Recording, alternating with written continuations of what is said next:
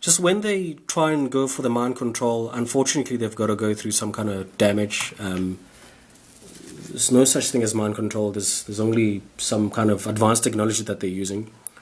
But I've come to realize that they've done that to me, where there's a lot of damage through my brain, and it's been happening systematically over, like almost every 4 weeks. I can notice a massive part, or it looks like they're using some kind of system. So you start off as a non-victim, you have a completely healthy brain, and then as time goes by, for them to beam voices and ideas and thoughts and inject dreams inside of your head, they can only sort of break parts of the brain. I mean, I started noticing this first time around. It felt like they were drilling a hole right in the middle of the head. If this is the front and the top, it felt like I think they were trying to separate, do some damage on both parts of the brain, the left and the right side. So I'd always feel this kind of sensation, which initially felt alright. It felt good. It gave me like a bit of like a 5-second high and a 5-second sort of good feeling to it. That went on for a while. I think they were drilling this hole gradually, and I wasn't noticing. I wasn't aware as to what they were doing. It went on for a while, and then just one night when I was sleeping, I think this was the first painful experience that I had, was that when I was sleeping, I felt some kind of pain on this sort of back part of the brain. If you can just imagine a spider with like however many legs it's got, every single one of those legs having some kind of an electrical impulse or electrical charge. It felt like there was a spider on top of my head that grabbed it and sort of just started destroying this part here. From then on, it became slightly difficult for me when they used voice to skull.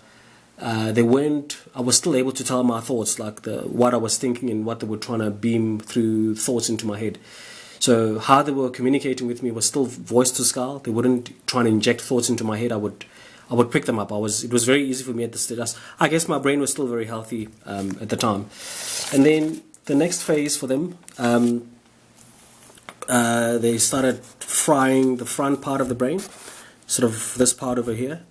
They just started almost frying it, and I guess they do this on a daily basis and you don't get to notice. It just would feel like a laser, almost like somebody shooting a laser on top of your head.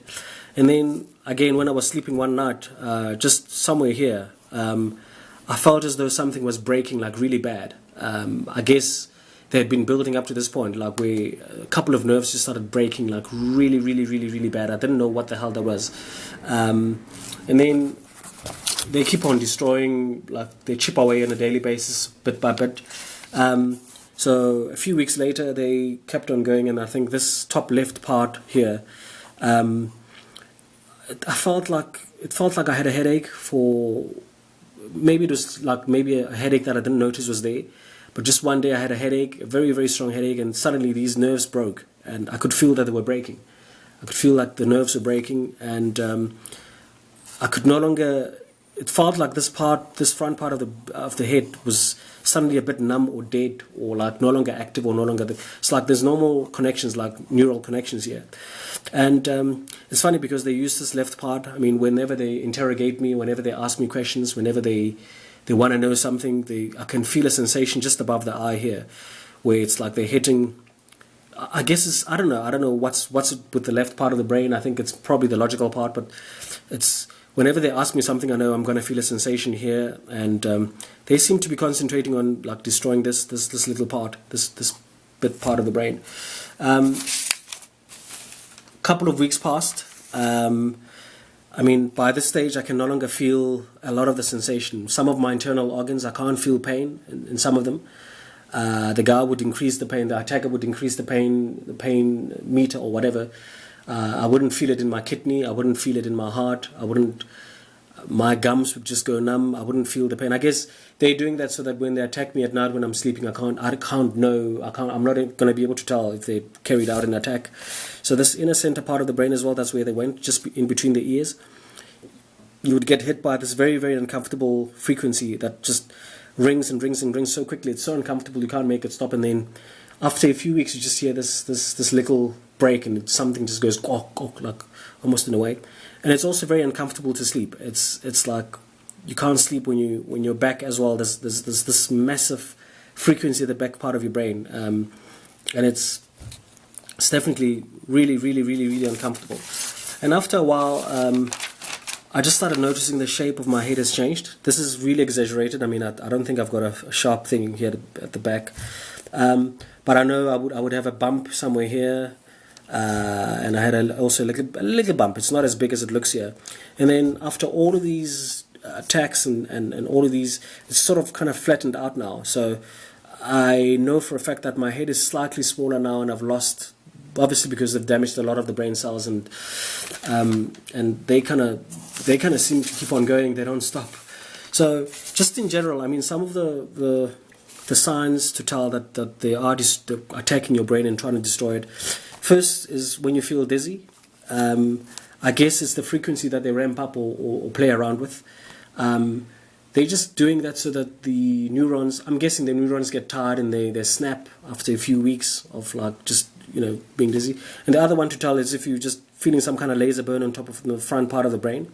And then suddenly you've got these extended headaches. Even if you take an aspirin or anything, it doesn't seem to work. I mean, I had a headache for almost a week or 2 weeks, and it just kept on going until I realized, they're breaking a lot of the neurons, like the connections, and they're breaking. And then you always feel like you're swallowing like a mucus or something. And it's the longest spell for me for that kind of thing was about a week or 2 weeks, where every single minute it's very uncomfortable and it's very heartbreaking, and it's not cool. You feel like you almost like you're swallowing your brain. It feels like mucus. It's not mucus because it doesn't come out of your mouth or nose. And then there's always this cracking or breaking feeling. There's always like something that's breaking, and you can feel like there's a bit of a crack. And then for some reason, you're always sleepy. It's like even if you have your normal dosage of coffee, you're just always sleepy. It doesn't matter. You could have had 10 hours of sleep, and you always just feel sleepy. So some of the unfortunate parts, I mean, memory right now, I mean, remembering basic, simple, like stuff that I should be able to remember quickly is a bit of a challenge.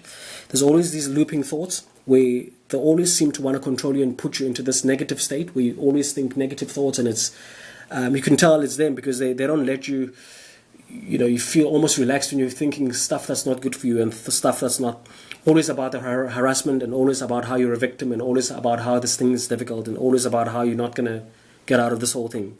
Once you start thinking positive thoughts, they kind of like drag you back into this. Also concentration, and when I really do try very hard to concentrate, it's all fuzzy, and it's almost like you're drunk, semi-drunk in a way. And then there's controlled interest as well. Like suddenly, like when I've planned, let's say I want to go running or something, suddenly when it's 5 minutes away from me actually going out to run, I've got no interest in running, or whatever it is that's good, whatever it is that's when it's maybe I want to learn something or read or pick up a course or do something which is in my best interest. Suddenly I've got no interest in that sort of thing. And then there's also like these blinks or small blackouts. You'd feel like you missed a second or something. You'd feel like you blacked out for 2 seconds and you can't actually remember. And then also the alarm clock. I've noticed now that if I try to get up at 2 o'clock in the morning or 1 o'clock in the morning for some reason using an alarm clock, it's happening more frequently that I just switch it off and I can't remember that I switched it off. What I started doing is to put the alarm clock furthest away at a desk away from my bed, so that I actually have to get up and walk. But even that doesn't help, because I get up, I don't remember that I switched off the alarm clock. Sometimes I just find myself answering questions that I don't know what the answer was. I don't know what the question was. I just find myself blurping random stuff out, but I know it's them who's asking me a question. They can do that. They can ask you. They can interrogate your brain without you knowing. They would sort of hit this part here. They would be hitting this left part of the brain. Then interrogate you. They can get all the information they want. They can get your passwords. They can get your anything they want to know about you. Like, what do you think of this person? What did you do? They can ask you anything, and without you even being aware. And then sometimes I just find myself blurping out these random facts, maybe like things like 5 things that start with the letter M. I would find myself watching TV and I'm blurping out names of actors and maybe people that are appearing on the screen for some whatever other reason. So yeah, I guess that's definitely how they've moved. They managed to move from a healthy brain to try and control you, but unfortunately they've got to damage a lot of a lot of your natural and healthy state.